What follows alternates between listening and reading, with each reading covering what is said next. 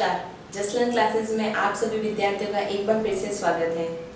आज हम आपके लिए एक बहुत ही महत्वपूर्ण टॉपिक लेकर आए हैं जिसका नाम है विराम चिन्ह, जो कि बहुत ही ज़रूरी भी है और आपकी परीक्षाओं में भी आते हैं। और विद्यार्थी बहुत बार गलती कर देते हैं कि अल्प विराम का इस्तेमाल कहाँ होता है, पूर्ण विराम। हाँ, पूर्ण विराम के बारे में सबको पता होता है, वो फटाफट से लगा देते हैं वहाँ पे।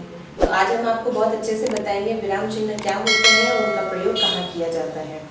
हालांकि आज हम इसको बहुत ही छोटे रूप में बताएंगे, क्योंकि अभी जिन क्लासेस के लिए हम ये कर रहे हैं उनके लिए उतना ही आता है, ठीक है। उसके बाद भी कराएंगे हम आपको विराम चिन्ह का वीडियो भी, लेकिन वो विस्तृत होगा। अभी हम आपको सिर्फ रूप मतलब किसे कहते हैं और जो मूल होते हैं, जैसे कि पूर्ण विराम, अल्प विराम, विस्मयादिबोधक चिन्ह और प्रश्नवाचक का इस्तेमाल कहाँ होता है, जो कि सर्वाधिक आते हैं, उसके बारे में बात करेंगे, ठीक है। तो चलिए फिर बिना समय बर्बाद किए हम बात करते हैं विराम चिन्ह के बारे में।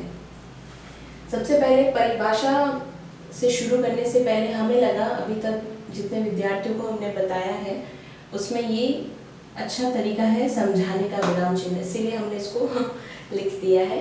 तो हम शुरू करेंगे विराम चिन्ह शब्द से, ठीक है। विराम का अर्थ होता है विराम, ठहरना या रुकना। विराम शब्द का अर्थ होता है ठहरना या रुकना, जो हम लिख ही देते हैं, यहाँ लिख देते हैं रुकना या ठहरना। विराम शब्द का अर्थ होता है रुकना या ठहरना। परिभाषा को समझाने से पहले हम आपको कुछ और समझाना चाहते हैं, आप बस ध्यान से सुनिएगा हम क्या बोल रहे हैं आपको, ठीक है। देखिए, हमने यहाँ पे एक गद्यांश के रूप में ऊपर हिस्सा लिखा है, जिसे आप लोगों को देखिए, यहाँ पर हमने एक गद्यांश के रूप में कुछ लाइनें लिखी है, वाक्य समझिए उसे गद्यांश, इसे आपको पढ़ना है, ठीक है। हम पढ़ देते हैं, आप बस सुनिएगा हम क्या बोलने की कोशिश कर रहे हैं, आपको क्या समझाने की कोशिश कर रहे हैं, ठीक है। देखिए, हमने लिखा है, एक बार सोनू का परीक्षा परिणाम आया तो वह अपनी प्रगति पुस्तिका लेकर अपने घर पहुंचा। रमन, सोनू तुम्हारा परीक्षा परिणाम आया क्या? सोनू जी, पिताजी। रमन, तो क्या रहा परीक्षा परिणाम? सोनू, एक अच्छी खबर है और एक बुरी खबर है। आप बताइए पहले कौन सी बताऊं? पहले अच्छी खबर सुनाओ, बुरी खबर सुनाओ, दोनों में से क्या सुनाओ? क्या कर रहे हो? मैं फटाफट सब बोल रही हूँ, तो कुछ भी समझ में नहीं आ रहा है ना? यही आ रहा होगा आपका प्रश्न दिमाग में सबसे पहले, क्या फटाफट से सब पढ़ रहे हो तो कुछ भी समझ में नहीं आया? क्यों? समझने की क्या जरूरत है? यहाँ पे लिखा हुआ है, जैसे जैसे हम पढ़ रहे हैं, देखो आप भी ऐसे ही पढ़ोगे जैसे जैसे लिखा हुआ है इसमें। क्या आप लोगों ने यहाँ पे ध्यान देने की कोशिश की? यहाँ पे कहीं पे भी हमने कोई भी पूर्ण विराम, अल्प विराम यानी ठहराव की कोई गुंजाइश ही नहीं है, क्योंकि हमने लगाया ही नहीं कुछ ऐसी, कोई ऐसा चिन्ह ही नहीं लगाया है जहाँ पे हमको रुकने की जरूरत हो। तो जब लगाए ही नहीं तो रुकना क्यों? पढ़ते रहो फटाफट से, स्पीड से, जैसे बच्चे लोग अक्षर पढ़ते हैं, बुक दो स्टार्ट हो जाते हैं, ये ऐसे ऐसे फटाफट से उसको पढ़ लेते हैं। कष्ट ही नहीं करते कि कहीं पे पूर्ण विराम, अल्प विराम लगाए तो हम वहाँ पे रुकें, समय दें। तो कहने का तात्पर्य अभी क्या है, इसी जो हमने ये गद्यांश और वाक्य लिखे हैं ऐसे, जो से हमने अभी फटाफट से पढ़ दिए थे, उसे हम अब आपको बहुत ही रुकना और ठहराव के साथ पढ़ के बताते हैं। रुकना और ठहराव क्या मतलब क्या हो गया, हम उसमें विराम चिन्ह लगा के आपको बताएंगे कि ये जो लाइनें अभी हमने आपको पढ़ के सुनाई है, जो हमें बिल्कुल समझ में नहीं आई है, वो अब कैसे समझोगे आप उसको, कैसे? अभी हम आपको बहुत अच्छे से बताते हैं। जैसे देखिए, हमने यहाँ पे पहले लाइन क्या लिख रखी है, एक बार सोनू का परीक्षा परिणाम आया तो वो प्रगति पुस्तिका लेकर अपने घर पहुंचा, ठीक है। ये लाइन हमने यहाँ पे वापस नहीं लिखी है, ये समझाने के लिए था कि हम किसके बारे में बात कर रहे हैं, इसीलिए हमने ये लाइन लिख के छोड़िए। अच्छा, एक और बात बताइए, प्रगति पुस्तिका किसे बोलते हैं? बताओ, प्रगति पुस्तिका, ठीक है, याद रखिए, प्रगति पुस्तिका किसे कहेंगे? लिख तो दिया, पूछा नहीं किसी ने, तो हम भी पूछ लेते। प्रगति पुस्तिका, मार्कशीट। आप लोग फर्स्ट या सेकेंड जो भी पीटीएम वगैरह पे होता है, पेरेंट्स लोग जाते हैं फिर बच्चों का आंसर चेक करने के लिए, आंसर कितना लिखा है, मार्क्स कैसे आए, वो प्रगति पुस्तिका होती है। मार्कशीट समझ लीजिए आप प्रगति पुस्तिका, ठीक है। तो यहाँ पे एक पिता है, ठीक है, पिताजी जो है वो अपने पुत्र से पूछ रहे हैं कि भाई आपका परीक्षा परिणाम कैसा रहा, ठीक है। इस लाइन का मतलब वही है, एक बार सोनू जो है वो बेटा है, और रमन जो हमने यहाँ पे नाम लिखा है वो पिताजी है, पिता का नाम रमन है, जो अपने पुत्र से पूछ रहे उसका परीक्षा परिणाम कैसा रहा है। ठीक है, उसके बारे में यह बात है। अब देखो हम बताते हैं आपको। पहली लाइन है कि रमन सोनू तुम्हारा परीक्षा परिणाम आया क्या? सोनू जी पिताजी, रमन तो क्या रहा परीक्षा परिणाम?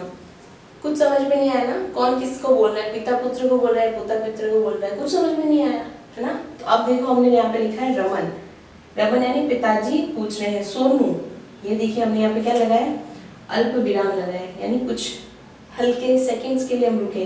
सोनू, रमन ने पूछा पिताजी ने, सोनू, तो सोनू ने देखा। अपन से कोई सवाल पूछता तो अपन एक बार देखते, तो देखने के साथ सोनू ने देखा। तुम्हारा परीक्षा परिणाम आया क्या? ये देखिए क्या लगाया, तो हमने यहाँ पे क्या लगा दिया, प्रश्नवाचक चिन्ह लगा दिया। ठीक है, प्रश्नवाचक चिन्ह, तुम्हारा परीक्षा परिणाम क्या रहा? ठीक है, वैसे भी सब पूछते हैं घर पे, तो थोड़ा घबराहट होती है, सबके अच्छे मार्क्स आते हैं, किसी के नहीं आते। तो सोनू तुम्हारा परीक्षा परिणाम आया क्या? पिता ने पुत्र से पूछा। अब देखिए सोनू जी पिताजी, ये देखिए क्या लगाया हमने, खड़ी पानी लगा के खत्म किया, यानी पूर्ण विराम लगाया हमने यहाँ पे कि हाँ पिताजी आ तो गया है हमारा परीक्षा परिणाम। फिर पिताजी ने क्या पूछा, तो क्या रहा परीक्षा परिणाम? पिताजी ने पूछा तो क्या रहा परीक्षा परिणाम। अभी देखो यहाँ पे हमने फटाफट से बोला, तब समझ में नहीं आया। अभी दो अलग अलग किए हमने, विराम चिन्ह लगा के, तो समझ में आया। पहले पिता ने प्रश्न पूछा, फिर पुत्र ने उत्तर दिया, फिर वापस पिता ने पूछा तो क्या रहा आपका परीक्षा परिणाम? तो सोनू ने उत्तर क्या दिया, एक अच्छी खबर है और एक बुरी। एक अच्छी खबर है और एक बुरी, ये वाक्य पूर्ण हो गया। पूर्ण हो गया तो हमने पूर्ण विराम लगा दिया। आप बताइए, रुक के, है ना, आप बताइए। पिता ने पुत्र से पूछा, आप बताइए पहले कौन सी बताऊं? या पुत्र ने पिता को बोला, ध्यान से ना, पुत्र बोल रहा है ना, तो उसने क्या बोला, एक अच्छी खबर है एक बुरी खबर है, आप बताइए पहले कौन सी बताऊं? पहले कौन सी बताऊं? देखो ध्यान से, यहाँ पे क्या था, तो हमने प्रश्न लगाया। यहाँ पे कोई प्रश्नवाचक नहीं है, प्रश्न नहीं हो रहा है, तो पूर्ण विराम। फिर से यहाँ पे प्रश्न है, तो यहाँ पे प्रश्नवाचक लगाया। अब यहाँ पे पूरा वाक्य अच्छे से बोला गया है, तो पूर्ण विराम के साथ है। यहाँ फिर से प्रश्न किया गया है, तो इसलिए यहाँ पे प्रश्नवाचक विराम लगाया है। ठीक है, तो थोड़ा ध्यान रखिएगा इस बात का। तो सोनू ने पिता को बोला एक अच्छी खबर एक बुरी। फिर से पिताजी ने सोनू से पूछा, पहले अच्छी खबर ही सुनाओ। अब हर कोई बोलेगा एक अच्छी खबर एक बुरी खबर है, तो अच्छी ही सुनेंगे, तो ये भी पूर्ण है, पूरी बात बोली गई है, तो हमने यहाँ पे पूर्ण विराम का इस्तेमाल किया है। फिर सोनू ने जवाब दिया, जी मैं उत्तीर्ण हो गया, मैं पास हो गया, मैं पास हो गया। उसने क्या बोला, सोनू ने, पिताजी हम तो पास हो गए। ठीक है, उत्तीर्ण हो गया, तो ये पूर्ण विराम लग गया। अरे वाह, जैसे कोई बोलता है अरे वाह, तो एक्सप्रेशन तो हम दे देते हैं, लेकिन रुकने का भी पढ़ते समय पता चलना चाहिए ना, तो हम ये सोचते हैं अरे वाह ये तो अच्छी खबर है। अब बुरी खबर क्या है? ठीक है, उसने अच्छी खबर तो सुना दी, हम उत्तीर्ण हो गए। अब बुरी खबर क्या है? तो सोनू ने क्या बोला, यह खबर झूठी है। ये जो खबर है जो हमने आपको सुनाई है ये झूठी है। तो बस ये सुन के सोनू को क्या मिला होगा सबको पता है। ठीक है, तो कहने का तात्पर्य यह हुआ, वाक्यांश में अगर विराम चिन्ह ना हो तो उसे पढ़ने में और समझने में हमको परेशानी आती है। तो ये हमने एक तरीका होता है हमारा बताने का, और बच्चे जल्दी समझ जाते हैं, इसीलिए हमने आप लोगों को भी बताया है। तो ये हमने यहाँ पे विराम चिन्ह यानी ठहराव जहाँ होना चाहिए, वो बोलने के बाद हमको अच्छे से समझ में आया कि पिता पुत्र की बात थी जो उनसे पूछ रहा था। तो विराम चिन्ह का इस्तेमाल कुछ इस प्रकार किया जाता है। तो कहने का तात्पर्य यह हुआ, भाषा को पढ़ते लिखते और बोलते समय जिन ठहरावों और भावों को प्रयोग में लेने के लिए, यानी उसको स्पष्ट रूप से समझने के लिए जिनका प्रयोग किया जाता है, वो कहलाते हैं विराम चिन्ह। ठीक है, उसे हम बोलते हैं विराम चिन्ह। और विराम का अर्थ होता है रुकना और ठहरना, जो हमने आपको यहाँ पे बहुत अच्छे से बता दिया है। तो ये होते हैं विराम चिन्ह, इसे आप लिख लीजिए। अब हम बात करेंगे विराम चिन्ह की परिभाषा और विराम चिन्ह कितने प्रकार के, उसके बारे में बात करेंगे। चलिए फिर आप इसे लिख लीजिए। अब हम बात करते हैं विराम चिन्ह की परिभाषा के बारे में। विराम चिन्ह की परिभाषा क्या होती है? हमने लिखा है, भाषा को बोलते पढ़ते और लिखते समय ठहरावों और भावों को स्पष्ट करने के लिए प्रयोग किए जाने वाले चिन्ह विराम चिन्ह कहलाते हैं। पढ़ते बोलते लिखते तीनों लिखा है हमने, वहां पे रुकना, वाक्य के बीच में रुकना होता है, जिन्हें हम किन्हें लगा के, विराम चिन्ह लगा के प्रयोग करते हैं। जैसे हमने देखिए लिखा है रमन गाना गा रहा है। वाक्य जो है पूरी तरह से पूर्ण है, किसी प्रकार की कोई परेशानी नहीं है। अमन एक लड़का है जो गाना गा रहा है, तो हमने इसके आखिर में किसका इस्तेमाल किया है, पूर्ण विराम का, यानी किसी विराम चिन्ह का इसमें प्रयोग किया है। तो ये पूरा है, इसीलिए हमने इसमें यहाँ पे पूर्ण विराम लगाया है। वैसे पूर्ण विराम को हम खड़ी पाई भी बोलते हैं, खड़ी पाई का इस्तेमाल करते हैं, पूरा वाक्य बोलते हैं फिर खड़ी पाई लगाते हैं, तो वो खड़ी पाई का इस्तेमाल किया जाता है। उसके बाद हम बात करते हैं विराम चिन्ह यानी रुकना या ठहरना। इसके अलावा अगर हम बात करें तो कहने का तात्पर्य ये होता है, भाषा के लिखित रूप में हम अपनी बात, भाव और विचारों को स्पष्ट करने के लिए विराम चिन्ह का इस्तेमाल करते हैं। विराम चिन्ह वाक्य के अर्थ को समझने में हमारी मदद करते हैं, बिल्कुल करते हैं। कहाँ रुकना है, कहाँ खड़ी पाई लगानी, कहाँ नहीं, वो हमें वाक्य को पढ़ने से, जैसे हमने आपको इसी अभी कुछ देर पहले ही बताया कि फटाफट से पढ़ रहे हैं तो कुछ समझ में नहीं आ रहा कौन किससे बात कर रहा है, लेकिन जैसे हमने विराम चिन्ह का इस्तेमाल किया हमें अच्छे से समझ में आया पिता पुत्र में क्या बात हुई। ठीक है, कुछ इस प्रकार में मतलब इस तरह से इसमें विराम चिन्ह का प्रयोग किया जाता है। विराम चिन्ह कई प्रकार के होते हैं, कुछ महत्वपूर्ण विराम चिन्ह है जिनके बारे में हम आज बात करेंगे, और ये सबसे ज़्यादा ही आप लोगों के लिए अभी इस्तेमाल होते हैं। इसके अलावा और बहुत होते हैं जो हम फिर कभी बात करेंगे, ज़रूर करेंगे। आज हम बात करेंगे पूर्ण विराम, अल्प विराम, विस्मय सूचक और प्रश्नवाचक चिन्ह के बारे में, जो कि विराम चिन्ह के रूप में इस्तेमाल किए जाते हैं। सबसे पहला आता है पूर्ण विराम। पूर्ण विराम जो होता है पूरा वाक्य होने के बाद सबसे आखिर में इसका इस्तेमाल किया जाता है, और इसका विराम चिन्ह का साइन होता है ये, जो खड़ी पाई हमने भी आपको बताया उस प्रकार से किया जाता है। अगला होता है अल्प विराम। अल्प विराम होता है ठहराव, कुछ सेकंड का ठहराव होता है और वहाँ पे इसका इस्तेमाल किया जाता है। इसे कॉमा बोलते हैं, लेकिन हम इसको अल्प विराम हमेशा से ही बोलते हैं। जब हिंदी पढ़ते हैं तब तो अल्प विराम ही बोलते हैं हम। इसका एक उदाहरण अगर देते हैं, इसका तो आप यही समझ लीजिए, अमन गाना गा रहा है, नेहा नृत्य कर रही है, तो आखिर में पूर्ण विराम लगेगा, नृत्य कर रही है। और अल्प विराम में अगर हम लें तो हाँ, रुको, आगे मत जाओ, रुको। रुको के बाद हम क्या लगा रहे हैं, अल्प विराम लगा रहे हैं कुछ सेकंड के लिए। अगर हम ऐसे से चल रहे, कोई बोलता है रुको, तो रुकते भी है ना, तो वैसे जगह अब हम रुक नहीं, मतलब दिख रहा है रिएक्शंस में हम रुक रहे हैं, तो वाक्य में भी वो चीज़ आनी चाहिए। और उसका ठहराव कब होता है, जब हम विराम चिन्ह का इस्तेमाल करते हैं। रुको, अभी आगे मत जाओ, तो वहाँ पे हमने अल्प विराम का इस्तेमाल किया। विस्मय सूचक चिन्ह और प्रश्नवाचक चिन्ह, इसमें तो कोई परेशानी ही नहीं है, बस चिन्ह दिख गया, प्रॉब्लम सॉल्व। विस्मय सूचक चिन्ह में ये लगा सकते हैं हम, जैसे अरे वाह कितना सुंदर चित्र है, अरे वाह कितना सुंदर चित्र है, तो वहाँ पे विस्मय सूचक अरे वाह के बाद ही लग गया। प्रश्नवाचक चिन्ह का इस्तेमाल किया तो वो तो और भी इजी है, तुम कहाँ जा रहे हो, तुम कहाँ जा रहे हो, तो प्रश्नवाचक चिन्ह का इस्तेमाल किया गया है। तो अभी हम बात करते हैं इसके बारे में विस्तृत तरीके से, पूर्ण, अल्प, विस्मय सूचक और प्रश्नवाचक के बारे में। आप परिभाषा लिख लीजिए और ये लिख लीजिए, इसके बाद हम बात करते हैं। अब हम बात करते हैं पूर्ण विराम और अल्प विराम किसे कहते हैं और इसका प्रयोग किस प्रकार किया जाता है। पहले हम बात करते हैं पूर्ण विराम के बारे में।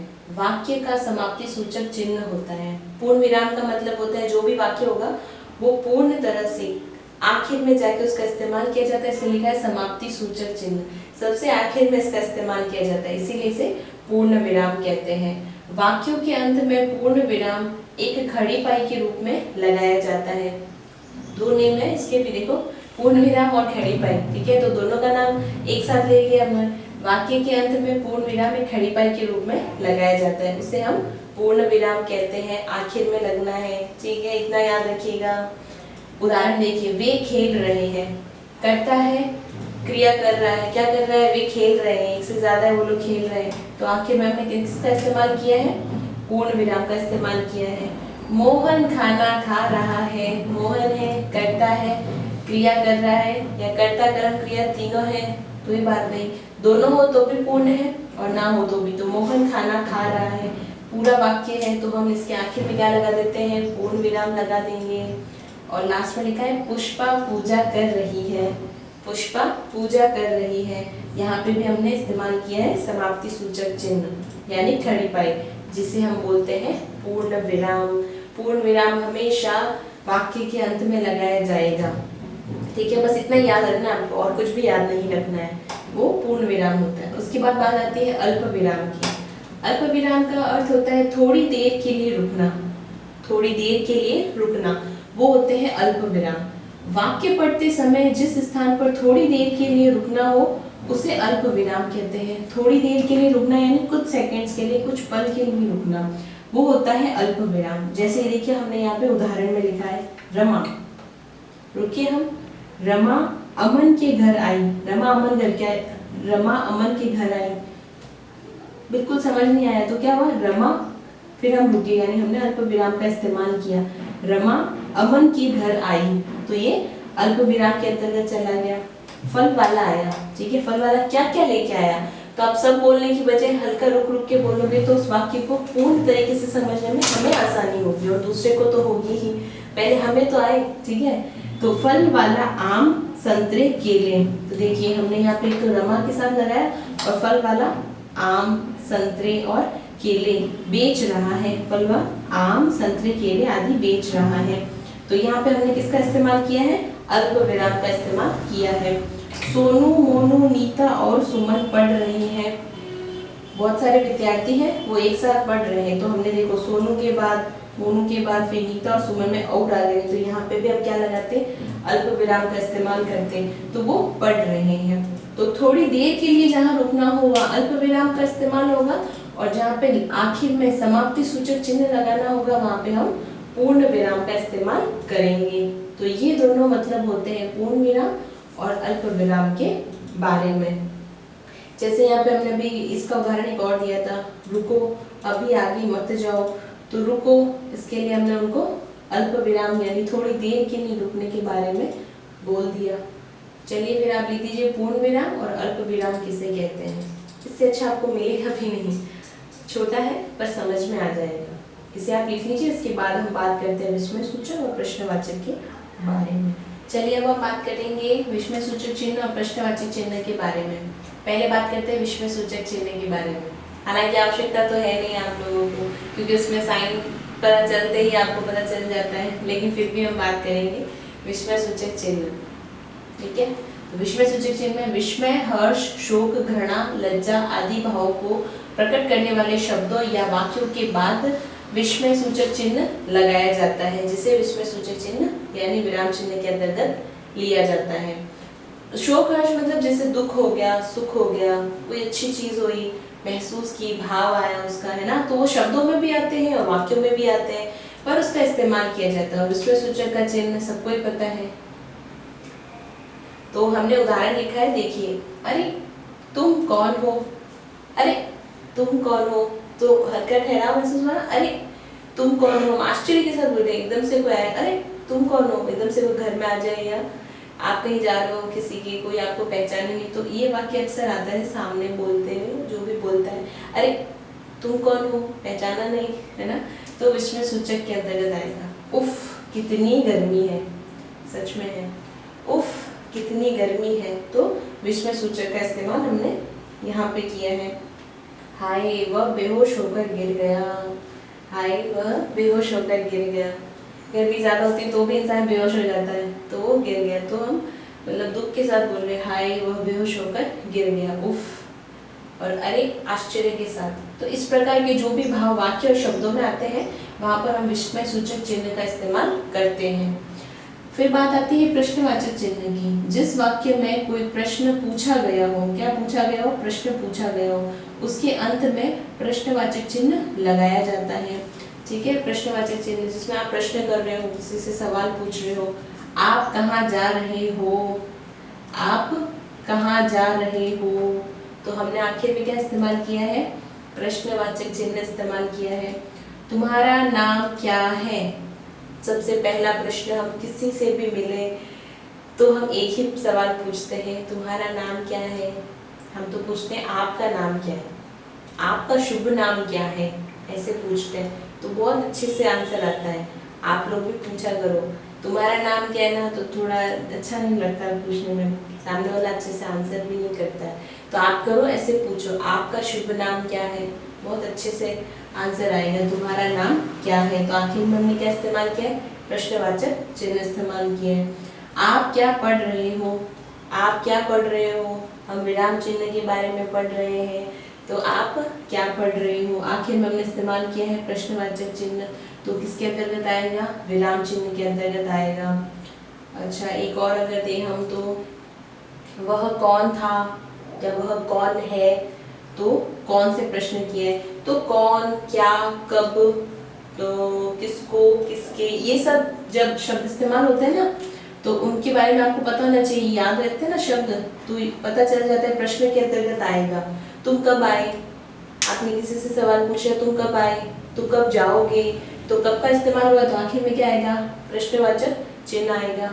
विस्मय सूचक तो बहुत ही अच्छा और आसान है, तो परेशानी नहीं आती इसमें। तो फिर आज हमने बात की विराम चिन्ह किसे कहते हैं, विराम चिन्ह के अंतर्गत हमने जो प्रमुख और महत्वपूर्ण है आप लोगों के लिए अभी उसके बारे में बात की, जिसमें हमने बात की थी पूर्ण विराम जो आखिर में लगता है सबसे वाक्यों के अंत में, उसे समाप्ति सूचक बोलते हैं या खड़ी पाई के लिए इस्तेमाल करते हैं। दूसरा हमने बात किया था अल्प विराम, थोड़ी देर रुक के 2-3 अगर हमें व्यक्तियों के नाम या किसी चीज़ों के नाम लिखने होते तो उनमें अल्प विराम का इस्तेमाल करते हैं, थोड़ी देर रुकने के लिए इस्तेमाल किया जाता है, वो होता है अल्प विराम। फिर बात करते हैं विस्मय सूचक चिन्ह की, जिसमें हर्ष, शोक, घृणा, लज्जा आदि भावों को प्रकट किया जाता है और विस्मय सूचक चिन्ह लगाया जाता है। और सबसे आखिर में बात आती है प्रश्नवाचक चिन्ह, जिसमें कोई आपसे प्रश्न करता है और आखिर में आपको प्रश्नवाचक चिन्ह लगा हुआ मिलता है। तो 2 बात है जो ध्यान से सुनिएगा, अच्छी बात है। एक तो पूर्ण विराम और प्रश्नवाचक चिन्ह, इनका इस्तेमाल हमेशा आखिर में होगा। हमने लिखा भी है, फिर भी हम एक लाइन में बता देते हैं आपको। प्रश्नवाचक और पूर्ण विराम का इस्तेमाल सबसे आखिर में होगा, विस्मय सूचक का सबसे पहले होगा। कभी कभार होगा जो आखिर में आएगा, कभी कभार, हमेशा नहीं, कभी कभार। और बाकी विस्मय सूचक का हमेशा शुरू में ही आ जाएगा, पहले अक्षर या शब्द के बाद ही आ जाएगा। और वो दोनों का सेम है, अल्प विराम का भी पहले अक्षर के बाद ही आ जाता है, ज़्यादातर कम ही होगा जब वो सब में इस्तेमाल होता है। तो विस्मय सूचक का सबसे पहले और अल्प विराम का कुछ जगहों पे, प्रश्नवाचक और पूर्ण विराम का सबसे आखिर में। ठीक है, तो आज हमने बात की विराम चिन्ह के बारे में, अब देखते हैं नेक्स्ट इसके बारे में बात करते हैं। तब तक के लिए मस्त रहिए, स्वस्थ रहिए और हमेशा मुस्कुराते रहिए। जय श्री कृष्ण।